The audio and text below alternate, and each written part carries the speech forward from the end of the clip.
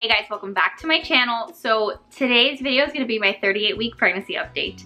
And it's absolutely crazy to think that this could be my very last pregnancy update. If you guys are new here, my name is Kayla and I am a stay-at-home mom. I have an almost 2-year-old toddler named Riley and I have baby boy on the way. I am 38 weeks and 1 day pregnant today. So I'm gonna have my hands full very quickly, but I am so excited to meet this little dude very, very soon. Did have a doctor's appointment today. So I wanna talk a little bit about the news that they gave me and a possible induction situation, and just like there's a lot of stuff that I kind of have to think about. And I also want to talk about some of my symptoms and just where we're at here at 38 weeks. So let's first start off with like my symptoms and stuff, because I feel like that's one of the things that you guys really enjoy like hearing about. So first and foremost, one of the things that I want to mention today is just that I have so much pressure in my vagina. I really keep telling you that in every single one of these pregnancy updates, but I feel like baby's head is like literally at the opening of my vagina. And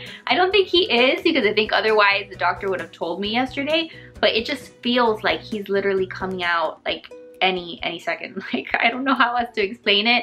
I have to do like the pregnant lady waddle now, like every time I'm walking around, because I can't like keep my legs closed properly. So yeah, gravity is not my friend. Like anytime that I stand up, I'm like, oh my goodness, like there's so much pressure down there, especially at nighttime for some reason. I don't know if that happens to you guys, but like sometimes I'll be fine during the day, and then towards the evening, that's when I feel like just so much tightening and just like so much just going on down there. Something else that I've been telling you guys that has pretty much remained pretty consistent is the fact that I'm having a ton of diarrhea at this point in my pregnancy. It hasn't been like every single day, thank God. At least this week it wasn't like every single day, but I have had like a lot of just like cramping and stuff that makes me feel like I'm getting my period, and then I have to use the bathroom, and sometimes it's diarrhea, sometimes it's not. It's still not a pleasant feeling. Like I just feel like I'm always running to the bathroom. I've also been like super tired, and like we all know that when you're pregnant you're tired, and I've been tired my entire pregnancy. I'm also the mom to a toddler, so I live a lot of my life just very tired. But this week in particular,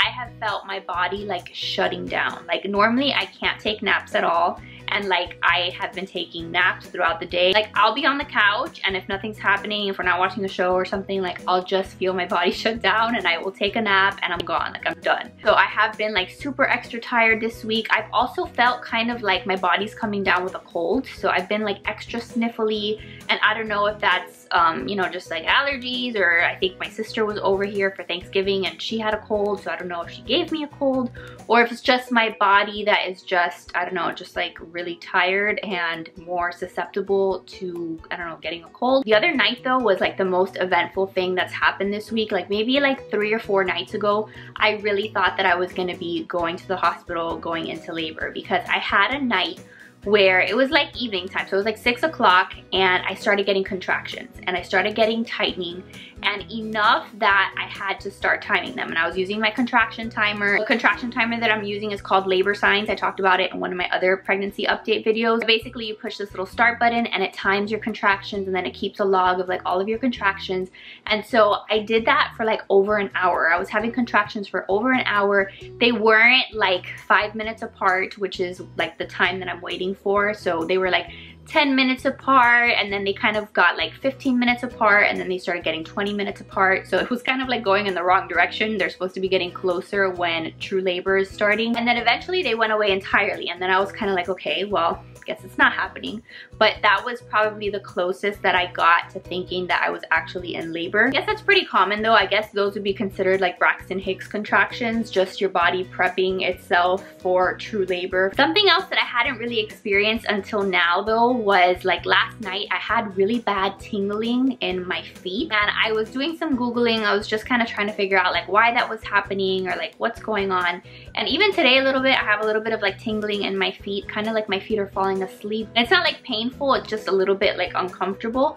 And so I read somewhere that like as the baby is like being pushed down like further into your pelvis in that general area, like they're hitting nerves and stuff, and sometimes those nerves cause like those tingles and stuff. I'm not like concerned about it, but it is something that I've had to deal with this week that I didn't really have to deal with most of my pregnancy. And then I'm still waking up a million times in the middle of the night. I'm waking up at least twice in the middle of the night to go pee. I cannot make it the entire night without having to go pee. So that's kind of why lately I've been going to bed later. Like I'll wait until like midnight or like 1 o'clock to actually go to sleep, because otherwise I know that I'm gonna be waking up like multiple times at night. So like I think last night I went to sleep like around midnight, and I actually made it until like 5 o'clock in the morning. So I got a good like 5-hour stretch of sleep, which was wonderful.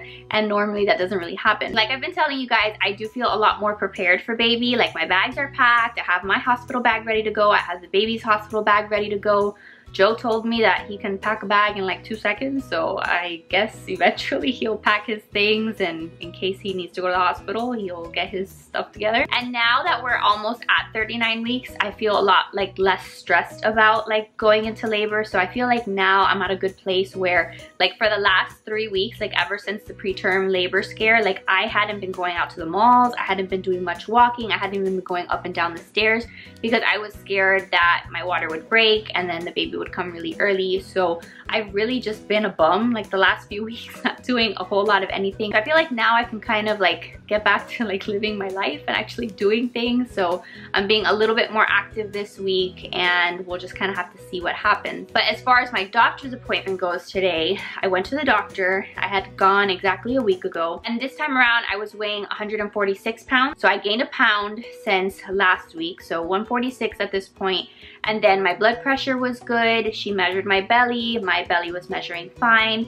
We listened to baby's heartbeat was fine. But this time around, the doctor did do a cervical check. And again, remember I've told you, if you're not there yet with the cervical checks and stuff, it hurts. It is not very comfortable. They're sticking a large majority of their fists into your vagina. It's not pleasant. But that happened today, and the doctor, like, God bless her, she was like, I'm gonna try to be gentle, like, so that I don't like hurt you too much or like break your water or like start stuff up.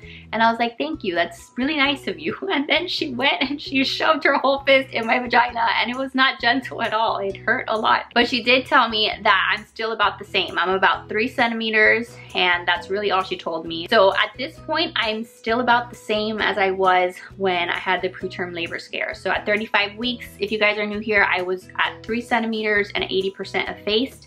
And she told me that I was pretty much the same. So I guess I have a very strong cervix. I don't know what the heck is wrong with that department down there, because we have definitely like lasted a lot longer than I thought we ever would, because especially being told at 20 weeks that I had a short cervix and that there was a higher risk for preterm labor. Like my entire pregnancy I have spent praying and just hoping that baby will hold on a little bit longer and a little bit longer.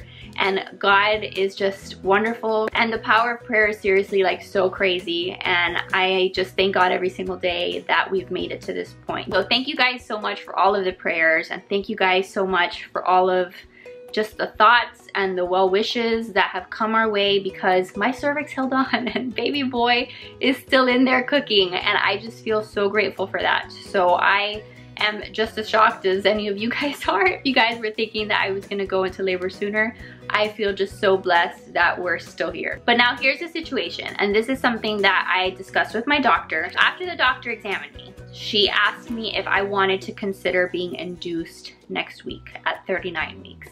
And I have never really been like pro induction, or like I didn't honestly even think that I would have to be induced, because of the fact that I thought that baby boy would be out of here by now. With Riley, I actually got to be 40 weeks and 6 days when I delivered Riley. And what was interesting with Riley is that I gave birth to Riley the day before my scheduled induction. So my doctor was going to induce me at 41 weeks because she didn't want me going farther than 41 weeks.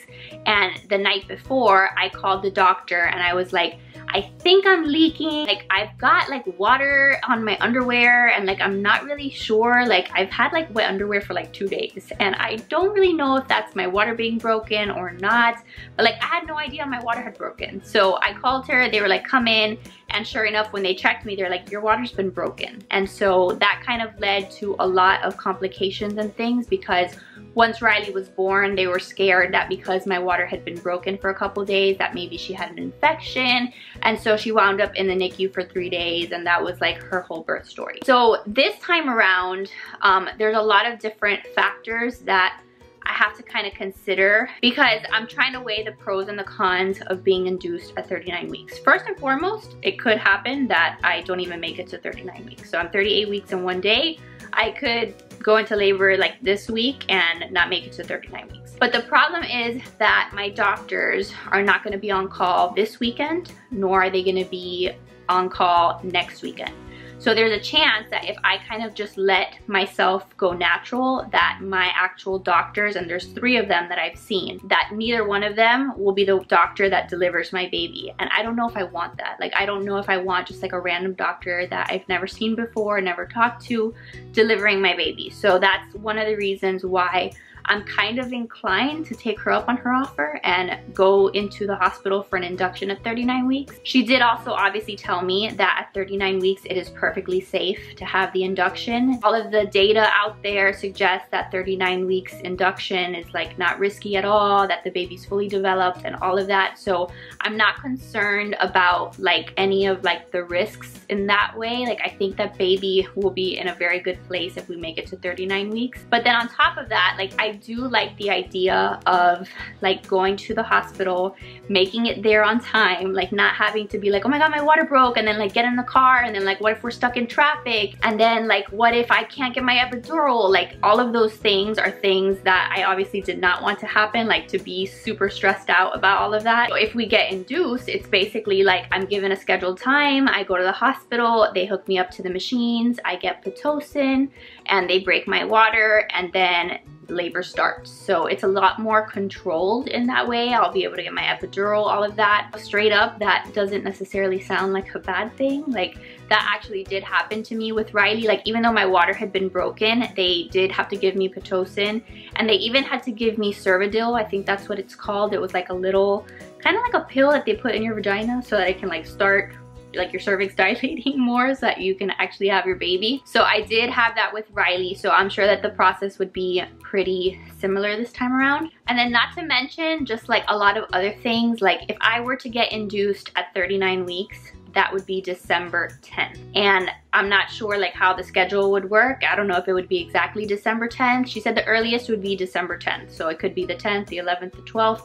But I would like to obviously have it happen before the doctor is no longer on call. So I kind of have like from next Tuesday until Friday to deliver so that my doctors would be available. Another thing that I like about delivering that week is that the following week is Riley's birthday. And so Riley's birthday is December 18th.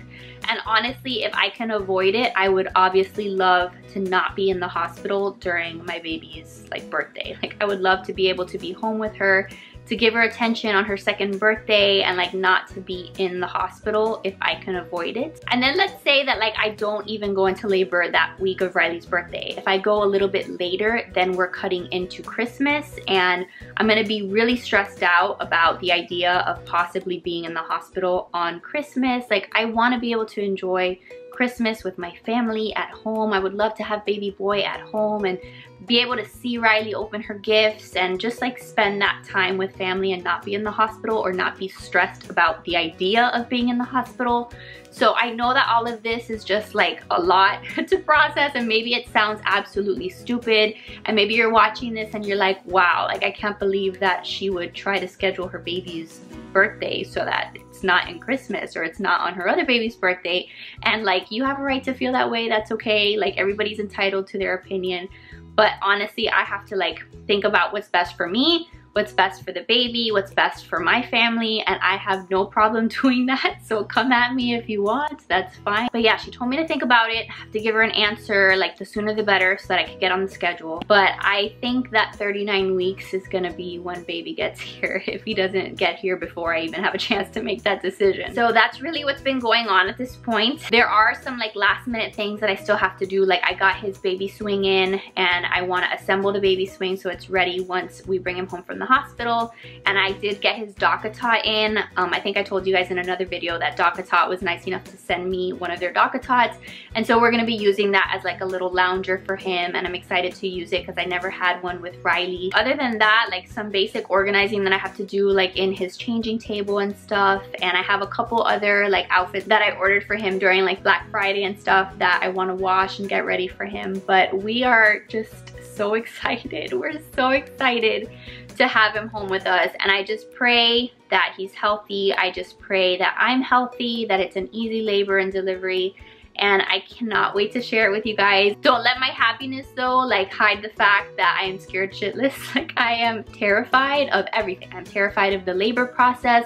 I am terrified of what it's going to be like when I am home and taking care of 2 kids, and the fact that I'm not gonna sleep, and like all of that terrifies me. But I also just can't wait for him to be here. And I already filmed the name reveal, and I'm not sure if you guys will have already seen it. I think you guys actually may have already seen the name reveal by the time that I get this video up, or maybe not. If not, it'll be up really soon, but I filmed it, and I cannot wait to tell you guys what his name is, because like now it just like feels super, super real. So I think that's gonna be it for today's update. Let me go ahead and give you guys a bump shot. It's crazy to think that this might be one of my very last bump shots. 38 weeks and 1 day, baby boy.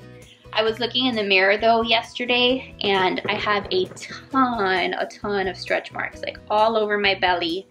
There are so many stretch marks, and I'm just gonna have to, you know, try to see what I can do about them once he's out of there. But there's not a whole lot that can be done, so I'm trying not to stress out about it too much. And this is from the other side. I like to see it from both sides, but this is me 38 weeks. And I'm pretty sure like that it's not gonna get much bigger than that, but look at that. Big old belly. All right, you guys, so that's it. I hope that you enjoyed this update. Let me know how you guys are doing. Let me know if any of you guys have already given birth. Some of you in my last update were telling me that your baby's already here, and like that's just so exciting. So let me know how you guys are doing. I love you guys all to pieces. Make sure to give this video a thumbs up if you enjoyed it. Subscribe if you're new, and I will see you guys in the next one. Bye, guys.